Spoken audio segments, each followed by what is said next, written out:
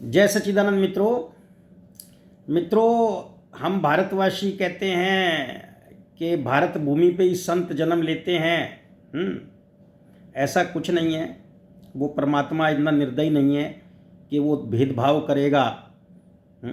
कल तक पाकिस्तान भी भारत में ही था, तो वहाँ भी संतों ने जन्म लिया होगा, और देश संसार के सभी कोने कोने में संत जन्म लेते हैं। बात यह है कि हम उनको देख नहीं पाते। इसी तरह से बसरा इराक़ में एक राबिया बसरी संत हुई हैं 717 ईस्वी के आसपास, 800 के आसपास उनका निधन हुआ। गरीबी और संघर्षपूर्ण उनका जीवन था, और कष्ट बहुत थे, लेकिन राबिया ने अपने जीवन में ईश्वर के प्रति समर्पित कर दिया था अपने जीवन को, और भक्ति में लीन रही। ये अलग बात है कि ईश्वर को हर एक व्यक्ति अपने नाम से पुकारता है। हम जैसे शिव निराकार के रूप में जानते हैं, तो कोई अल्लाह के रूप में जानता है, कोई खुदा के रूप में जानता है। तो राबिया की एक कथा आती है कि उसने एक बार, राबिया बीच बाज़ार में से भागी जा रही थी, उसके दोनों हाथों में किताबें थी।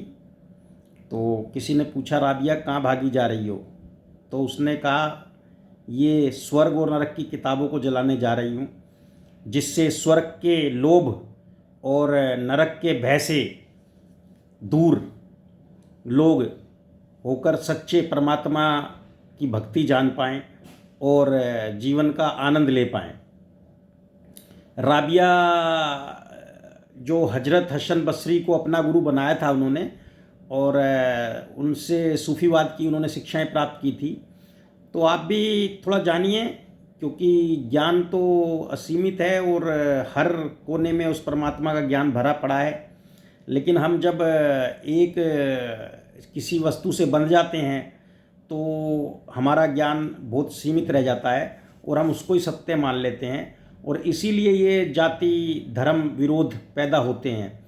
जब हमारा ज्ञान का विस्तार हो जाता है तो हमें पता लग जाता है कि कोई जाति धर्म नहीं है।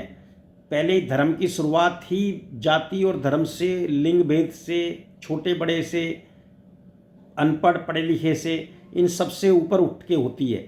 धर्म की पहली सीढ़ी की शुरुआत ही यहाँ से होती है। तो आप भी अच्छी रीति से चीज़ों को जानें। तो आज ये राबिया बसरी के बारे में कुछ कहना था, आपसे कहा। जय सच्चिदानंद।